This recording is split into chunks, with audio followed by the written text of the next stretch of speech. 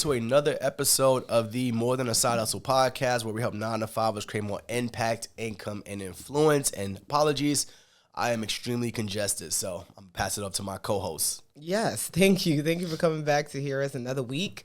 If you're watching us on YouTube, make sure you're subscribing. Thank you for listening in. And go ahead and write us a review.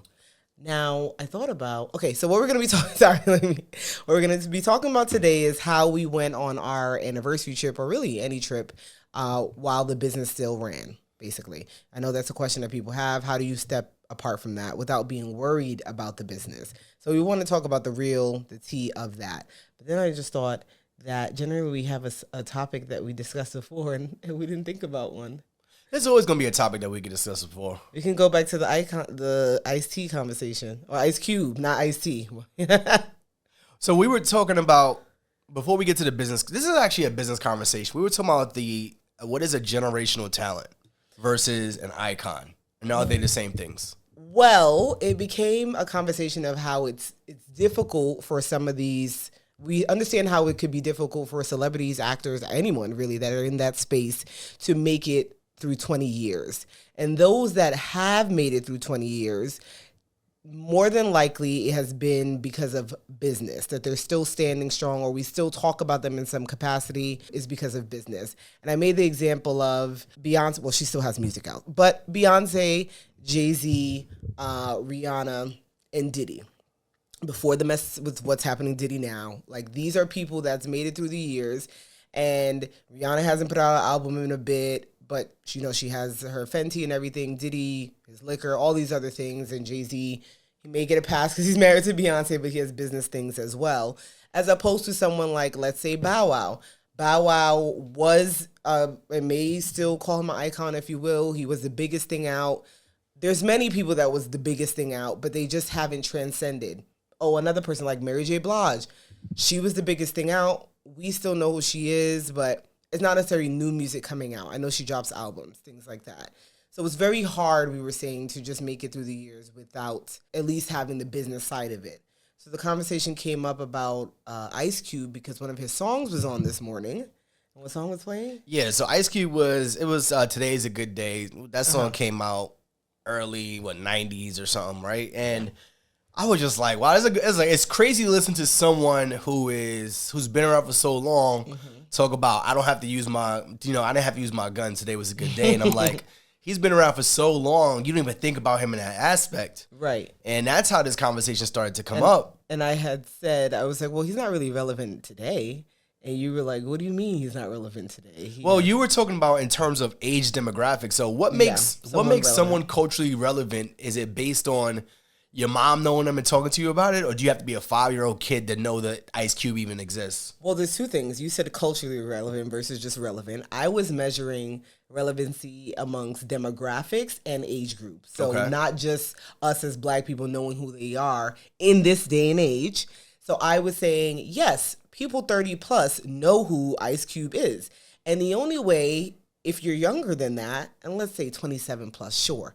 If you're younger than that, you may know who he is, because on TBS, they just showed one of those comedy movies that he was in. Yep. Are We There Yet? TBS. Those type of movies that he played in, whatever. But you may not really have the understanding of this song that he's singing to who he is now. I feel that falls on us as people that are maybe 30 plus and knowing who it is. So I was saying relevancy. And Anthony was like, well, he just sold this basketball team, his company. It's not a team. So he sold one of his teams in the Big 3 tournament, which is his basketball tournament for like $10 million. And I'm like, you making $10 million and making the news doesn't make you relevant? And I said, I didn't even know he did that. That was one point. Number one, you don't know a lot of things about. Okay. Yeah, but I am in the cultural space. Am I not? Are we talking about just the cultural space or just the space in general? The space. So he did that, and you know about it because it was a business decision. That's the thing. So he did that, right? And then I said, have you watched a Big 3 game? He said, yes. How long ago was that? Maybe 3 years ago. I haven't heard anything about the Big 3 in a really long time. And probably because the Big 3 are for retired people as well. Back to age, back to knowing more about this Big 3 because of...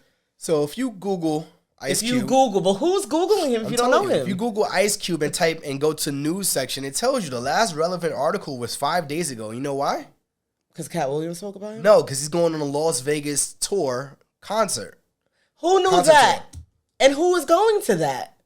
I'm just saying. 30-plus-year-old. That's all I'm saying. I'm not saying he's not relevant to someone. Everyone's relevant to someone.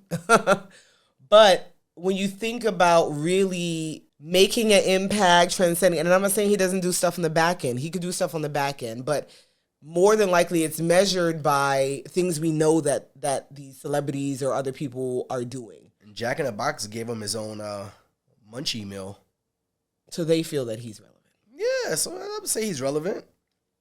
Well, that was the conversation. And I still stand on, I'm not saying we don't know who he is, which I think certain people probably will not, but I'm sure those 4 people I mentioned at the beginning, a lot more people would know, okay? Yeah, based on their age alone, they're 10 years younger than him. Is Jay-Z and Diddy 10 years younger than him? I have no idea. Stop Probably saying not. the other guy's name on my podcast. Too. Okay, well, this, as I mentioned, I'm mentioning him in the business space, not in that space, whatever. But I think the story was really around just transcending to the business. Yeah, pivoting. so no one's going to be able to exist in music unless you're someone like Michael Jackson, right? Where we only know Michael Jackson for his business, his music moves, right? Probably because he died too young to. Yeah, so we never even got to see Michael Jackson on a business side, if there was any business things that were going on. But these people who are younger, especially, they were like, all right, we see what these other musicians are doing.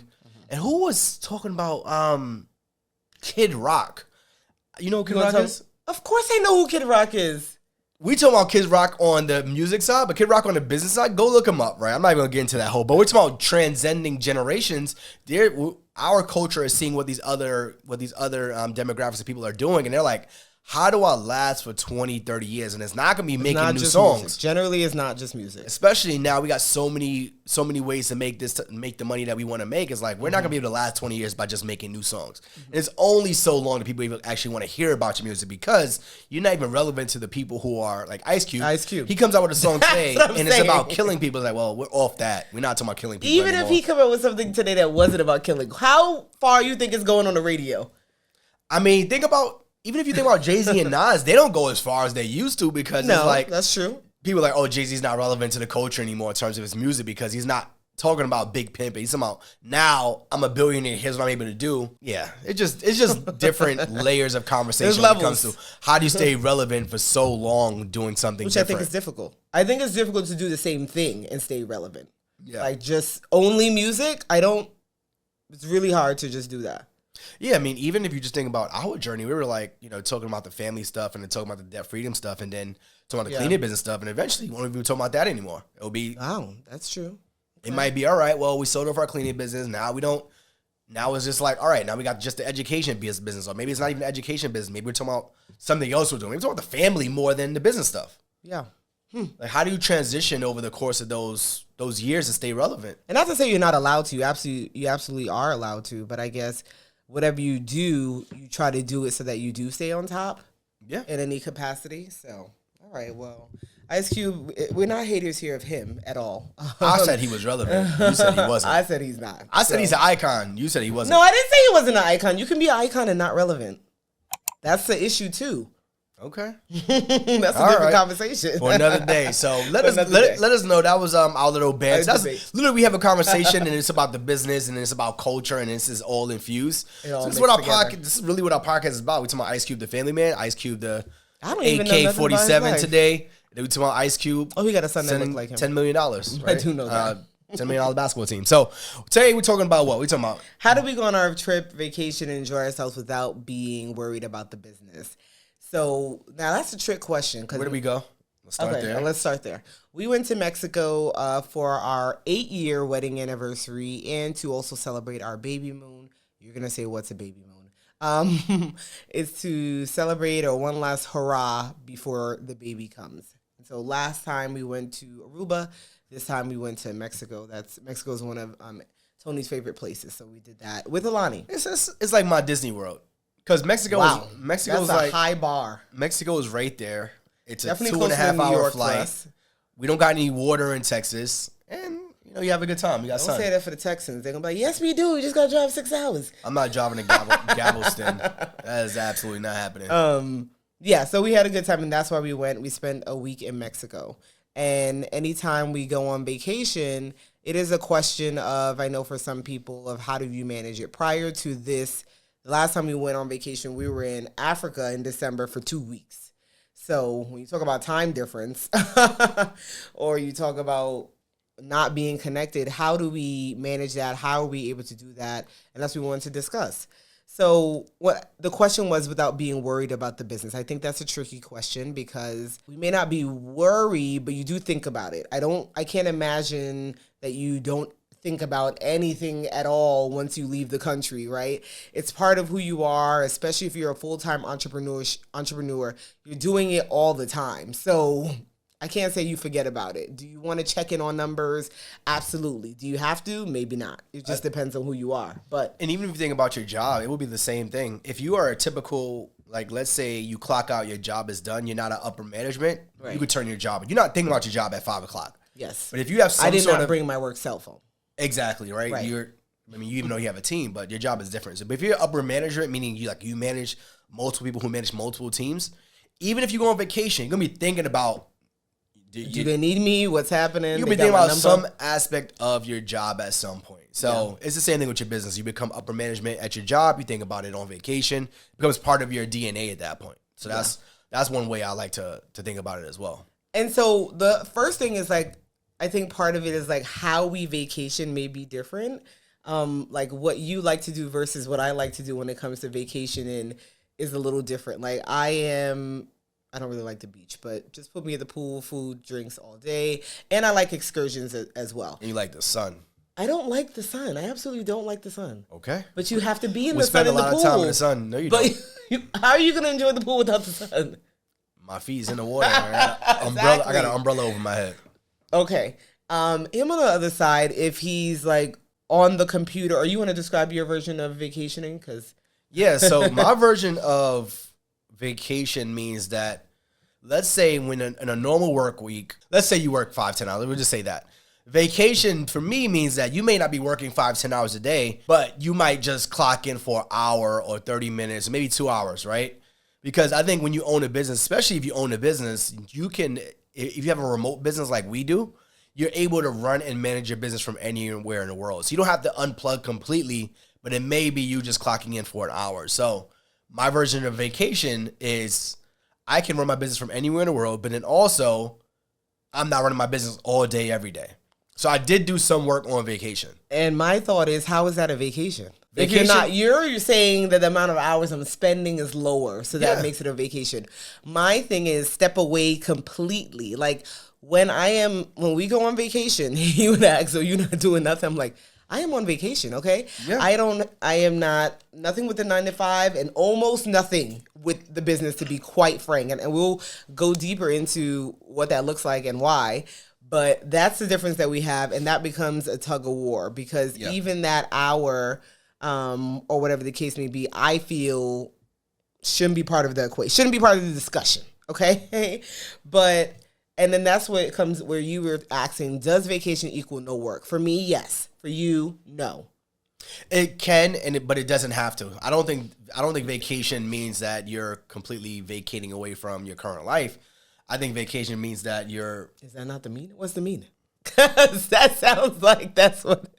I mean, let's look up the true definition of vacation. Is that not the meaning? All my responsibilities are out the door. The word vacation, I might have an Ice Cube movie pop up here. Here we go. From what, 10, 15 years ago? What's the definition?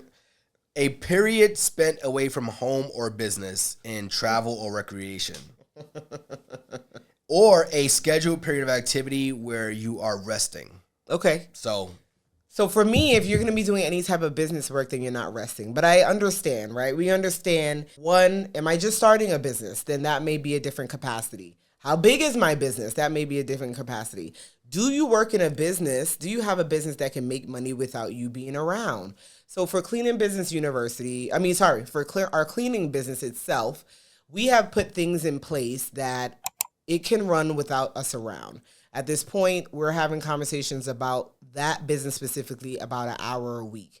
So we have VAs, operations managers, and then people above that to make sure that all is well. Now, it took time to get there, right? If you're just starting the business, I can't expect that you're going to do that, because to be frank with you, when we went to Maldives and Dubai in 2018, we were the ones still getting the calls. We had calls, we was on WhatsApp, and there's a 8 or 9 hour difference. So did that occupy the entire day? No. So it speaks to Anthony's point, but that energy is not something that I want. Like, I don't even want to have to think about a client not being satisfied, because that can be a different energy versus you maybe, just making sure, I don't know, something else in the business that doesn't require much energy, essentially. Yeah. So I think there's differences to that. But I do understand if there's a need for it. However, certain times with us, that's where we that's where we kind of butt heads. I don't feel like there's a need for it as much as Anthony does, right? When we went to Dubai, and I remember that distinctly that day. I got a picture of you. You were laying in bed it was like 9 o'clock in the morning. You had a mimosa in your hand. You was like, I'm stressed out. And you don't want to be at that point. But there is going to be a season where if you listen, I want to travel and I want to enjoy my life and I want to have a business, and I'm at the point where I don't have the right teams in place. You gotta be able to. You're not gonna say I'm not gonna go on vacation, but you're still gonna have to run that business, right? Right. But I think when you come back, you have a renewed sense of what I need to get these things in order, so that when I do go on vacation, I get to pick and choose what I'm able to do and what I don't have to do. Right. So the freedom part of it. Let's kind of talk about what are some things that you have to. We come back from a vacation like that Dubai vacation where that one day we talked about even with some of our students recently. It was like, I went on vacation. And there was this one day that pissed me off, and I came back, and we know the energy was different because they came back like, I got to do this, and this. Sometimes we take that stuff for granted because we are like, oh, I'm right here, or I'm near a phone, or I'm near a laptop. But what don't want to be. But what happens when you're on an excursion and you get a phone call in the middle of the sea? Yeah, and you trying to talk in the water to it. Like there's this meme with this guy on the laptop in the water. He's like, it's going to be me on vacation. I'm like, that's me everywhere. So not funny. But when you come back, what are some things that you have to do or before you go on vacation, what are some things you have to do in order to help you know that things are in the right place? So I'm really speaking on the place we're at now, because where we were then, a year and a half in the business, I know you're thinking about finances and that type of stuff, but could we have afforded it? Probably. You just don't see that at the time. So definitely for us, or having some type of assistance to delegate the work to before it kind of gets to you, right? Like having someone to buffer. Is it an automation that is in place? Is it a person that's in place? When it's a service-based business, I think you have to have a person available to answer those calls, answer those issues that come in. That can be in place. Now, if you're running essentially, a clothing business, maybe don't require a person for 4 days. Maybe it is an automated email or text or something like that. So I think it depends. But specifically for the service-based business, having someone in place and delegating and providing information to them to some capacity. So I know that, I don't know if that was the vacation, but there was a point that we told our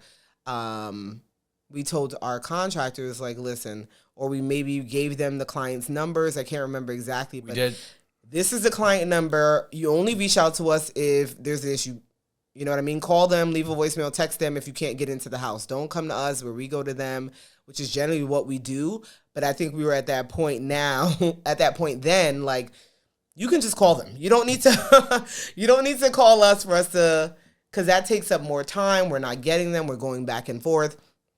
So I would say having someone in place to handle those issues for you. So if you can't put someone in place, I'll talk about from an aspect of a couple years ago. So you said you can then. Let's say you don't have a person in place. So I would think one of the things that we've seen, even from some service businesses, is like, oh, I'm out of the office today. It's like, I didn't know that you were out of the office, number one.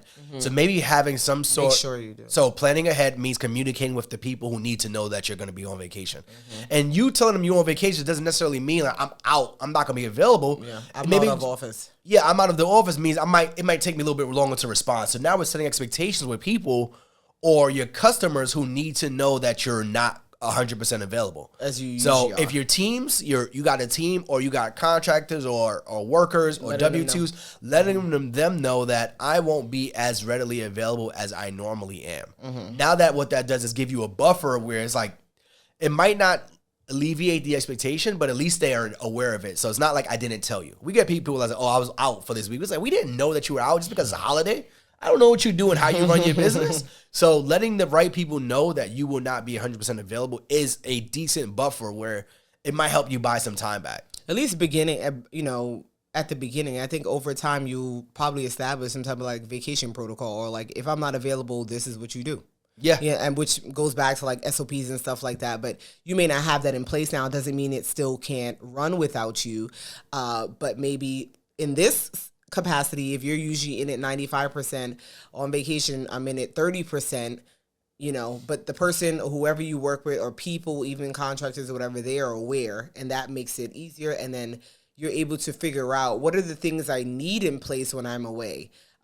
Which I think that's the biggest thing. If you answer all your calls, think about that. If I'm on the plane, or if I'm in another country and I don't plan to use any minutes, or I don't plan to use WhatsApp, or I don't have Wi-Fi, whatever, who's picking up the phones? Is your business just stopping? So those are things you have to pre-expect or pre-plan for, at least. And for us right now, the way that we plan for that is making sure that our teams are aware, making sure that they're clear on what to do. If there is something that is you have absolutely no idea what to do, you do have our contact. You can reach out to us and we will respond. I don't think we've been to anywhere so desolate that we can't respond at this point. Well, on the planes, that's another one. So you mentioned like planning your travel around the times that you're. So instead of like you could fly into Dubai, I don't remember how long that flight was, but maybe you don't take that flight during your business hours. Like, hey, I might have to take this flight overnight. That might be an option for you, so that you don't have to miss your entire business day, or you're on the phone. I mean, not on the phone, but you're on an airplane. So that might be an option for you too. Planning your actual trip where you're gonna be unavailable. Maybe that happens overnight, or a weekend, or off hours, or something like that. So that might be an option. So letting your team know, delegating information, preparing your team, right? So that may be a conversation that you're having, like, all right, I'm going to need you to do this. They may not know what this is, or they've never done it before. So make sure you prepare them as to what your expectations are for what you want from them while you're away. Now, I think about it because we have we have multiple businesses, but the main ones that we always really speak about is our cleaning business specifically, and then Cleaning Business University is another thing, right?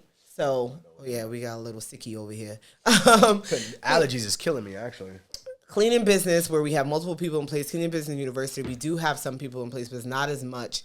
And the difference between the two is, which is a question for you, can your business run or make money without you?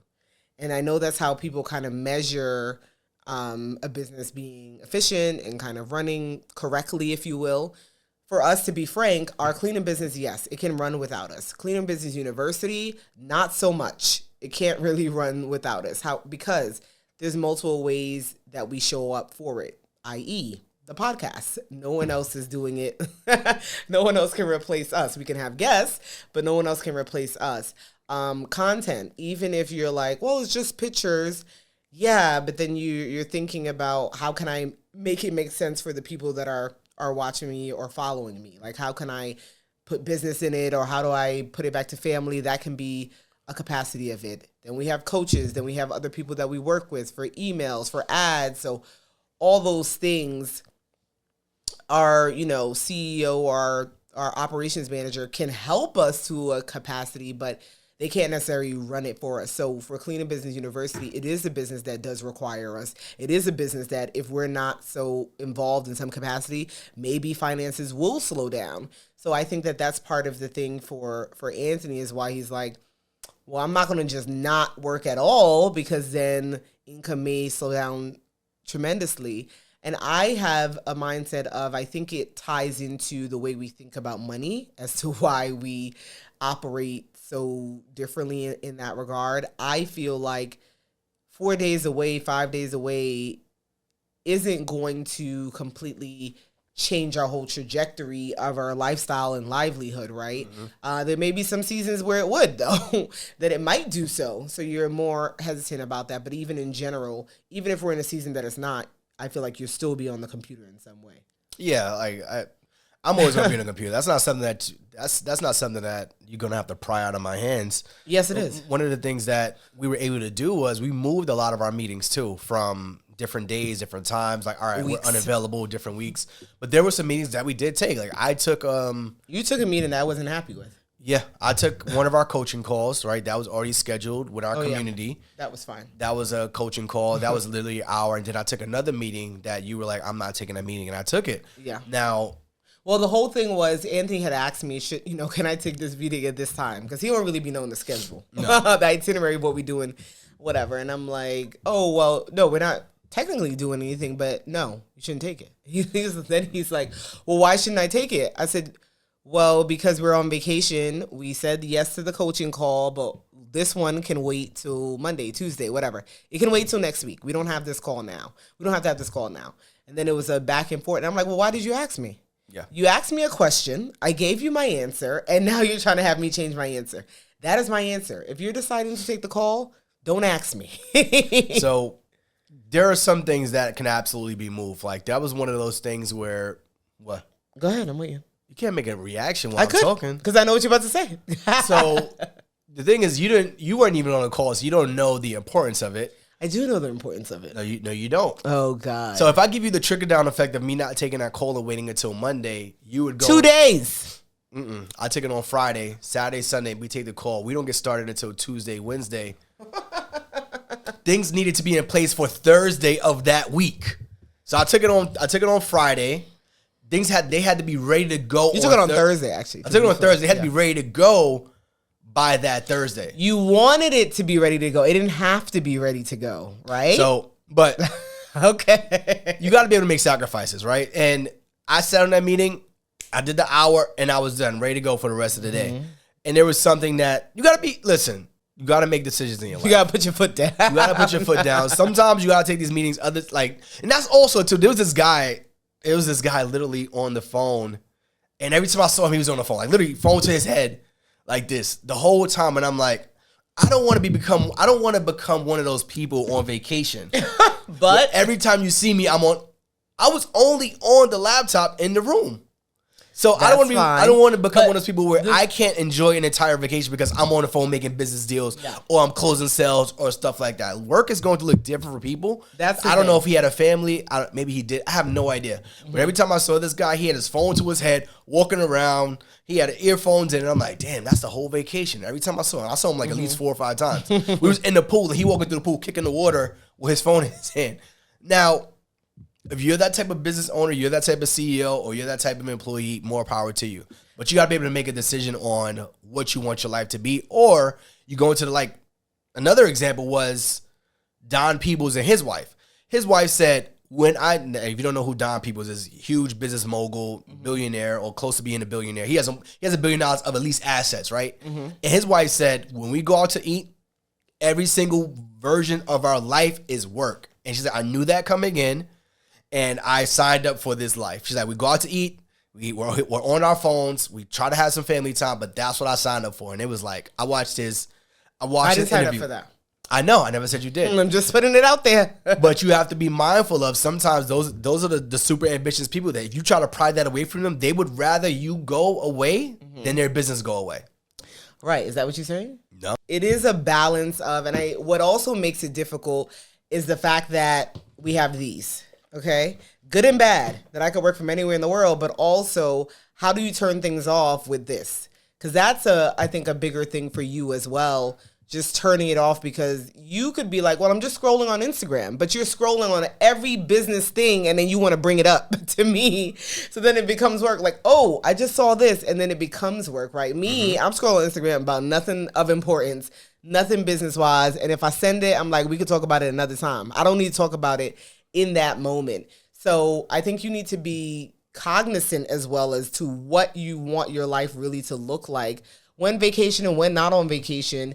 Because even at home, we have to find that balance of, we're done here. We're moving on from this conversation or whatever the case may be. And so it's the same thing on vacation of having to nip it. Now, I can be frank with you that having to even nip it on vacation can be annoying. It can be frustrating. Like, why do I have to tell you that we on vacation and this can rest?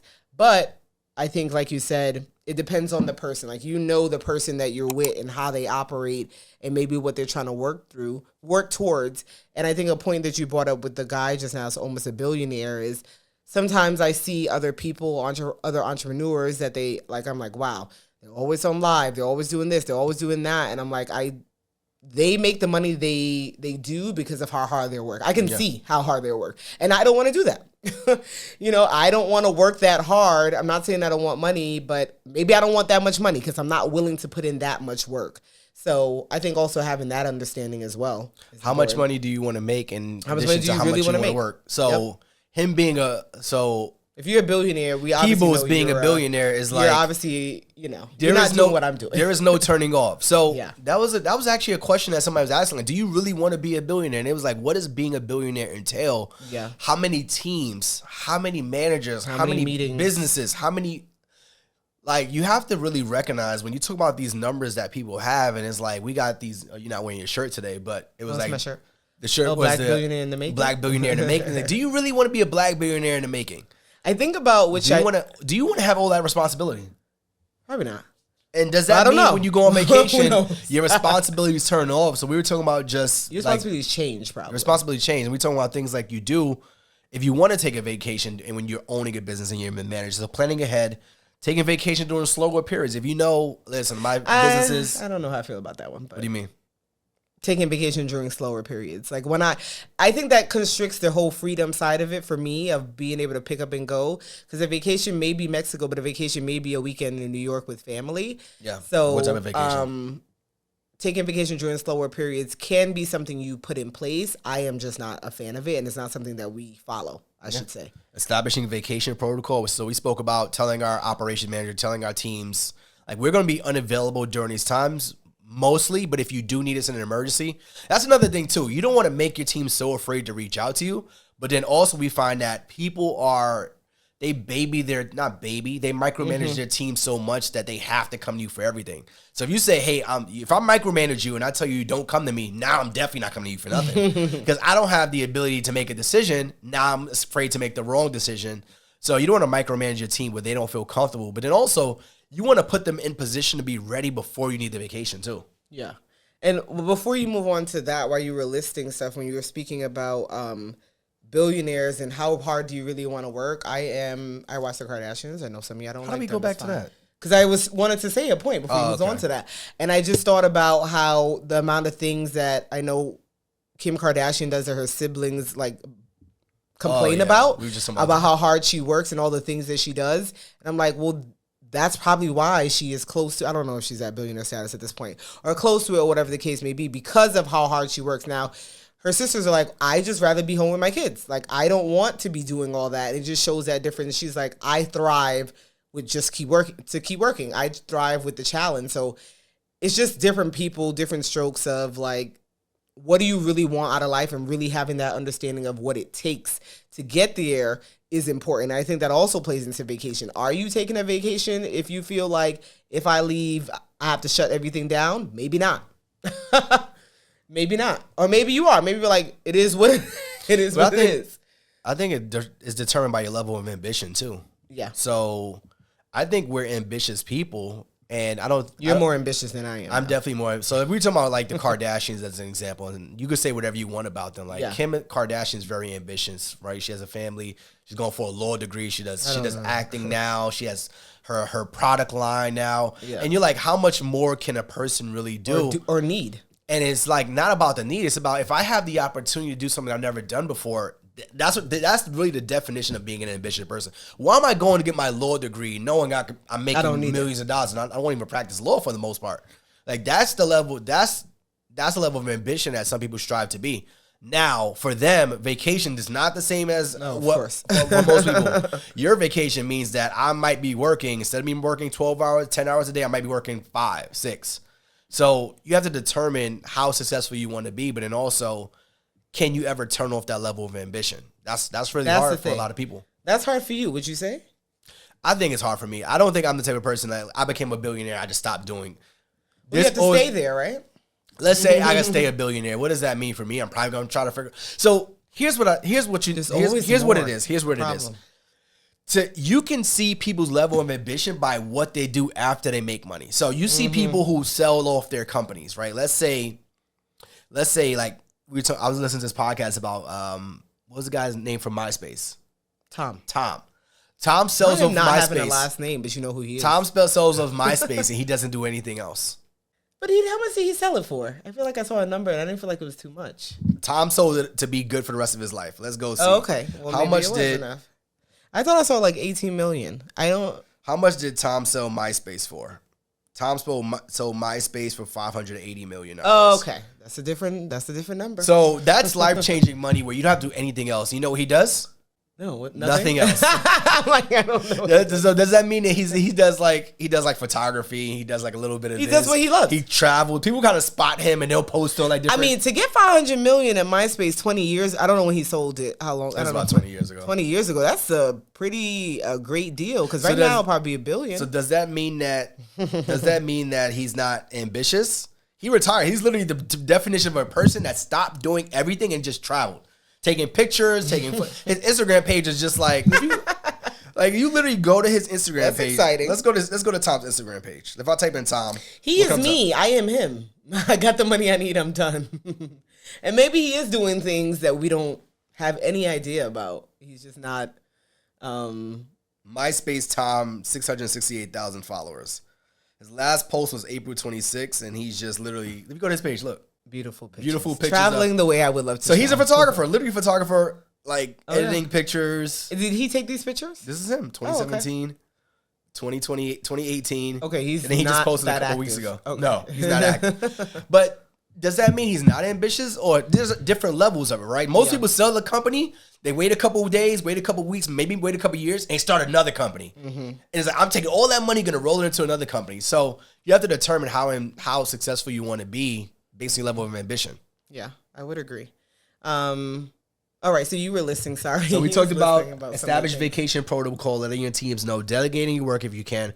Oh, we talked about preparing your team for vacation. So, and letting clients know about your vacation too.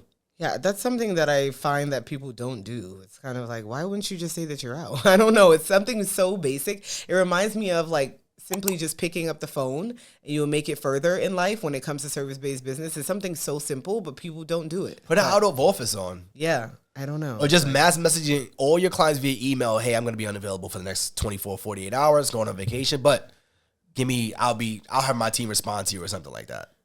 Choosing a second in command for urgent issues, if you're able to do so. If not, just preparing the team in general, and you are the first, second, and third in command. And then lastly is like rest and relax. So I think what we've got out of this conversation is, what does rest and relax look like to you? So obviously for me, it's literally bye-bye, America. I am somewhere else. So Janoka sells a company for $580 million. She is not doing anything else. You're a Tom. I'm literally Tom. Yeah, let's be clear. I am definitely Tom. I'm not denying that, and I'm fine with that. I don't think I'm Tom.